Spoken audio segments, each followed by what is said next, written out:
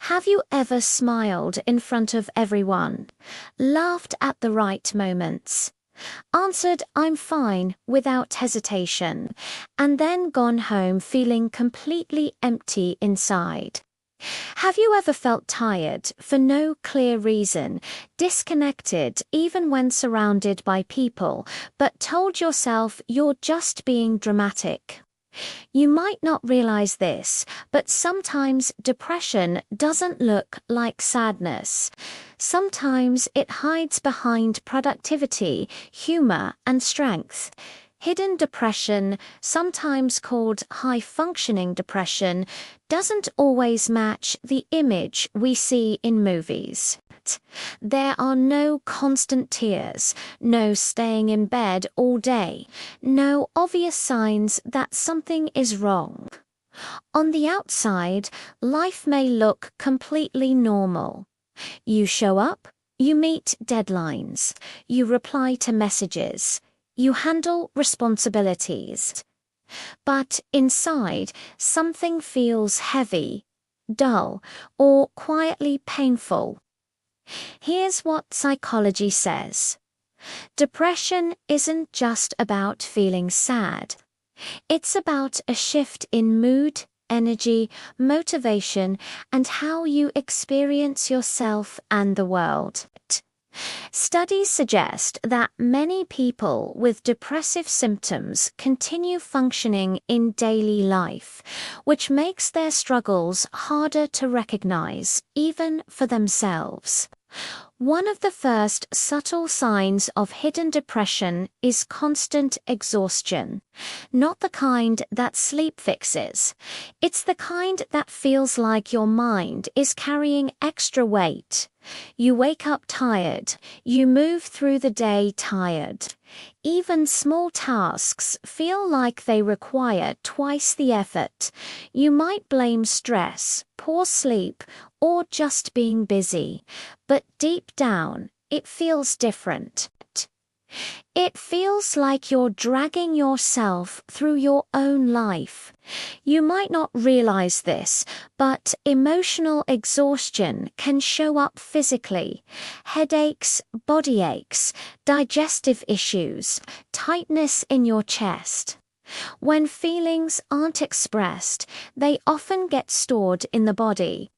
Hidden depression sometimes whispers through physical discomfort before it ever speaks through tears.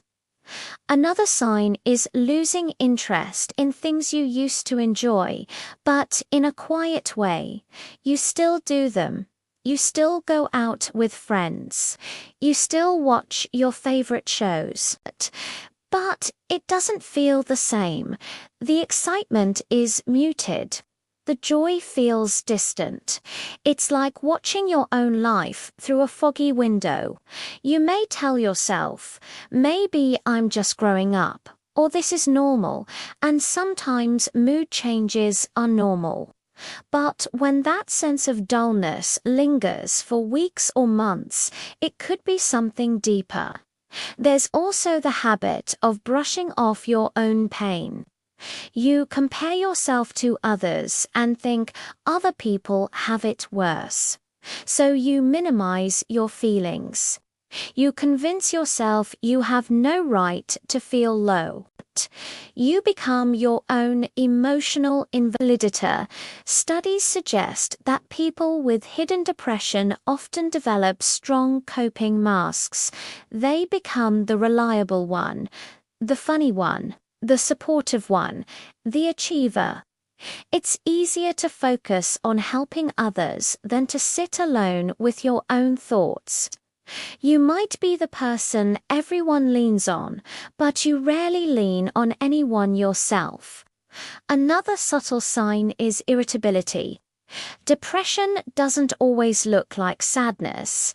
Sometimes it looks like being easily frustrated, snapping over small things, or feeling constantly on edge. You may feel guilty afterward, wondering why you reacted that way. But beneath that, irritability is often emotional overload. You might not realize this, but depression can also affect your self-talk. Pay attention to the way you speak to yourself when you make a mistake. Is your inner voice harsh? Does it say things like, "You're useless," or "You always mess things up"? Hidden depression often comes with a persistent sense of not being enough. Even success might feel empty. You achieve something you once worked hard for, and instead of feeling proud, you feel nothing. Or worse, you feel like a fraud, like you're pretending to be capable. This quiet numbness can be deeply confusing. Here's what psychology says about numbness. It's often a protective response. When the brain feels overwhelmed by prolonged stress or emotional pain, it sometimes turns down the volume on all emotions, not just the painful ones. That means joy, excitement, and hope can feel muted too. Sleep changes are another sign. You may sleep too much, but never feel rested. Or you may struggle to fall asleep because your mind won't slow down. Thoughts replay. Regrets resurface. Conversations from years ago suddenly feel urgent at 2 a.m. There's also the tendency to isolate, but subtly. You still show up when necessary, but you cancel plans more often. You take longer to reply to messages. You prefer staying home, telling yourself you just need rest. Social interaction feels draining rather than energizing. You might not realize this, but hidden depression often hides behind high standards. Perfectionism can become a shield. If everything looks perfect, maybe no one will see the cracks. But constantly trying to meet impossible standards is exhausting. And when you inevitably fall short, it reinforces feelings of failure. Around this point, it's important to shift perspective. Hidden depression doesn't mean you're weak. It doesn't mean you're ungrateful. It doesn't mean you're broken. Sometimes it means you've been strong for too long without support. Think about how often you check in on others. Now ask yourself, when was the last time you genuinely checked in on yourself? But you might have learned early in life that your feelings were inconvenient. Maybe you were praised for being mature, responsible, or low maintenance, so you adapted. You learned to keep it together, to not cause trouble, to not ask for too much. Over time, suppressing your emotions became second nature. Studies suggest that long-term emotional suppression is linked to increased depressive symptoms. When feelings don't get processed, they don't disappear. They linger quietly in the background, shaping how you see yourself. Another deeper insight is this. Sometimes hidden depression is connected to identity. If you've built your entire self-worth around being productive or helpful, slowing down can feel terrifying. If you're not achieving, who are you? If you're not useful, do you still matter? That question can sit quietly in your chest. You might notice subtle, hopeless thoughts too. Not necessarily thoughts of giving up on life, but thoughts like, "What's the point?" or "Nothing really changes." A quiet sense that the future doesn't hold much excitement. If any of this feels familiar, pause for a moment. Take a breath. There is nothing shameful about recognizing these patterns. Awareness is not weakness. It's courage. And it's important to gently say this. While this conversation can help you reflect, it's not a diagnosis. Only a qualified mental health professional can assess depression properly. If your feelings are intense, long-lasting, or include thoughts of harming yourself, reaching out to a professional or trusted support person is incredibly important.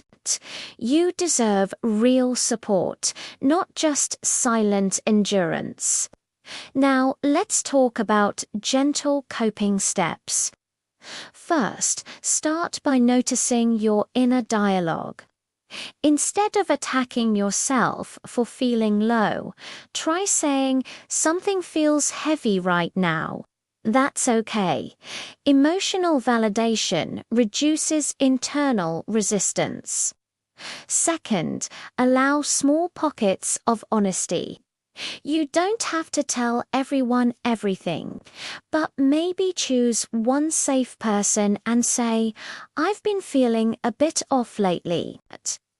Sometimes just naming it out loud reduces its power. Third, reduce unrealistic standards. If your to-do list has 10 tasks, try completing 3 and letting that be enough. Depression feeds on overwhelm. Small wins matter. Fourth, reconnect with your body. Light movement, stretching, stepping outside for fresh air. These small actions send signals of safety to your nervous system. Fifth, consider professional support. Therapy isn't only for crises. It can be a space to unpack hidden emotions you've been carrying alone. You might not realize this, but healing often begins quietly, not with a dramatic breakthrough, but with small moments of self-compassion. Hidden depression thrives in silence and self-criticism. It weakens when exposed to understanding and support. If you've been functioning, smiling, achieving, but hurting inside, your pain is still valid. You don't need to collapse to deserve care. You don't need to prove you're struggling enough.